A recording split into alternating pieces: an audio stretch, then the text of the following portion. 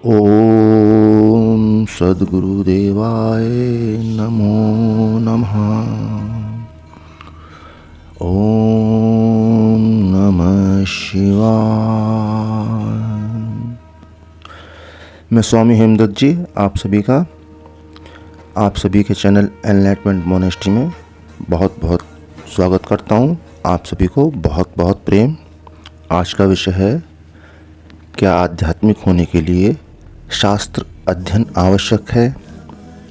तो पहले हमें थोड़ा शास्त्रों के बारे में जान लेना चाहिए, फिर उसके बाद इस विषय पर बात करते हैं।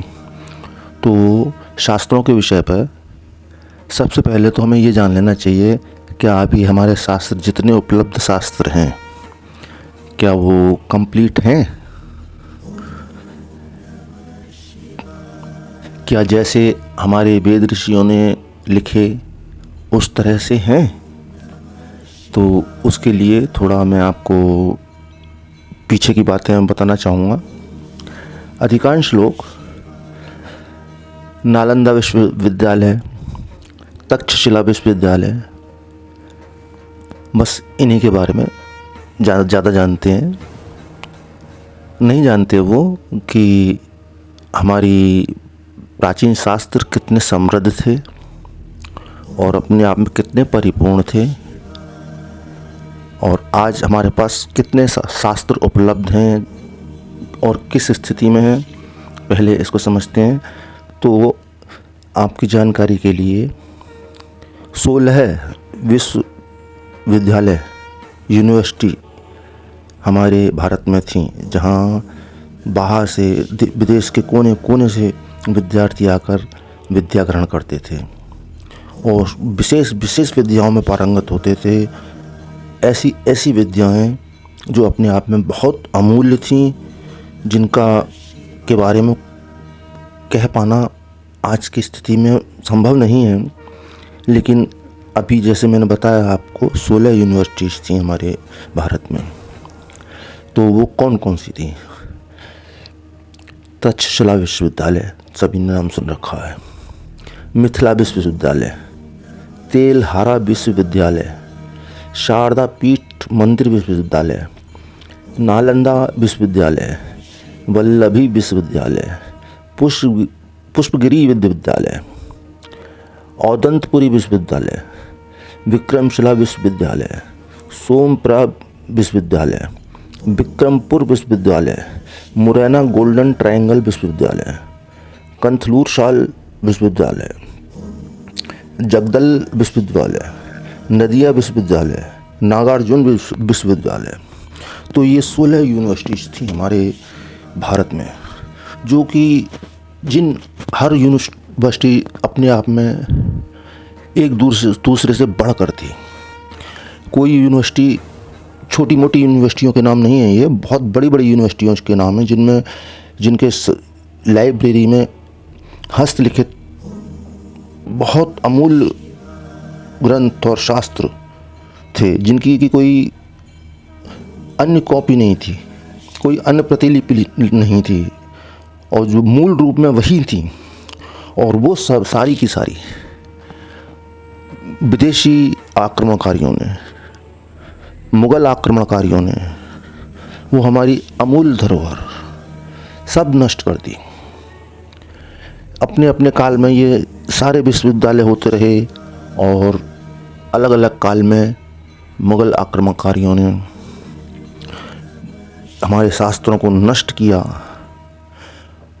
और जो बचे कुछ शास्त्र हैं, जो इस समय उपलब्ध शास्त्र हैं, इसमें से ऐसे समझ लीजिए 70%, 65% या 75% नष्ट हो चुके हैं। हमारे पास जो उपलब्ध साहित्य है, जो शास्त्र हैं, जो हमारे पास उपलब्ध ज्ञान है, उस ज्ञान का 25%, 30% हमारे पास आज की स्थिति में है। लेकिन फिर भी वो 25-30% विज्ञान और साइंस और जो हमारे शास्त्रों में है, उसी के आधार पर हम आज भी विश्वगुरु हैं। और हम अपने शास्त्रों को अगर गहन शोध करें, गहन अध्ययन करें, और हम लोग करते क्या हैं, हम लोग अपने शास्त्रों का पाठ करते हैं। जैसे श्रीमद् भगवत गीता का पाठ करते हैं, श्री भागवत का पाठ करते हैं, हनुमान चालीसा का पाठ करते हैं, बहुत सारे पाठ करते हैं। पाठ मतलब बस पाठ करते हैं, सुनते हैं एक आनंद के लिए, लेकिन कभी उसमें उतरने का कोई प्रयास नहीं करते, उसमें समझने का कोई प्रयास नहीं करते। उस जीवन के लिए अमूल्य जो धरोहर है उसके अंदर, अगर उनमें से किसी भी शास्त्र से अगर एक दो पंक्ति आप अपने जीवन में उतार लें तो आप धन्य हो सकते हैं, आपका जीवन का उद्देश्य पूरा हो सकता है। बस एक गंभीरता से दो पंक्ति किसी भी शास्त्र से आप अपने जीवन में उतार लें। बाकी शास्त्रों का अध्ययन करिए, आप पढ़ना अच्छा है, पाठ करना भी अच्छा है, कुछ देर सात्विक भाव तो आता है, लेकिन उससे ज़्यादा कुछ नहीं मिलता। अगर कुछ गहरा चाहिए, कुछ बड़ा चाहिए, तो उसके लिए उन शास्त्रों में दो पंक्ति भी, अगर श्रीमद् भगवत गीता की दो पंक्तियां भी अगर जीवन में उतार लें आप, सारी गीता की तो बात छोड़ दीजिए, सिर्फ दो पंक्तियां, कोई भी दो पंक्तियां, या श्रीमद् भागवत में से या हनुमान चालीसा में से, या किसी भी हमारे शास्त्र की दो पंक्तियां आप अपने जीवन में उतार लें तो सारे जीवन का कल्याण हो जाएगा, ऐसा मेरा मानना है। और जैसे मैंने कहा, अभी जो शास्त्र हमारे पास उपलब्ध हैं, बाद के विद्वानों ने फिर उनको अपने हिसाब से कंप्लीट किया। यही कारण है हमें बहुत सारी बातें अपने शास्त्रों में समझ नहीं आती, क्योंकि उसमें से बहुत बड़ा भाग नष्ट किया जा चुका, बिल्कुल नष्ट कर दिया गया, जिसके कारण हमें आधी अधूरी बात पता चलती है तो उसका हम कोई विशेष लाभ नहीं ले पाते। लेकिन आध्यात्म की गहराई के लिए, गहरे में जाने के लिए मात्र दो लाइन कोई भी आप कहीं से भी अपने जीवन में उतार सकें तो आपका कल्याण पूरी तरह संभव है। और मैं आपको बताना चाहूँगा, आध्यात्मिक होने के लिए, पूरी तरह से आध्यात्मिक होने के लिए शास्त्रों की बिल्कुल भी कोई आवश्यकता नहीं है, क्योंकि आप पाएंगे जितने भी आविष्कार हुए वो सारे के सारे 18वीं शताब्दी में हुए। जितने भी आविष्कार हुए सारे 18वीं शताब्दी में हुए। ये पाश्चात्य संस्कृति बहुत पहले से है, काफ़ी पहले से है, लेकिन 1800 शताब्दी में ऐसा क्या हुआ, 18वीं शताब्दी में ऐसा क्या हुआ कि 18वीं शताब्दी में ही आविष्कार ज़्यादा हुए। उसका मेन कारण ये रहा क्योंकि 18वीं शताब्दी में हमारे देश पर जिन लोगों ने राज्य किया, बरतानिया हुकूमत यानी आज का ब्रिटेन, तो वो लोग मुग़ल आक्रमणकारियों की तरह मूर्ख नहीं थे, वो काफ़ी समझदार लोग थे। उन्होंने हमारे शास्त्रों को समझा और उन पर अध्ययन किया, शोध किया, और उस शोध के परिणाम बहुत सारे आविष्कार पैदा हुए, आविष्कार हुए।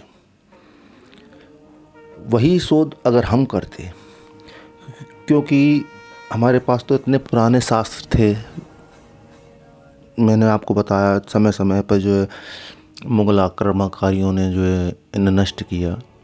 अगर पहले के हमारे राजा, जो छोटे छोटे राजा थे भारतवर्ष में, जो कि आपस में सिर्फ लड़ने झगड़ने में लगे रहते थे, सिर्फ इन्हीं बातों में लगे रहते थे, अगर वो हमारे शास्त्रों पर शोध करते तो बहुत सारे आविष्कार बहुत पहले हो चुके होते।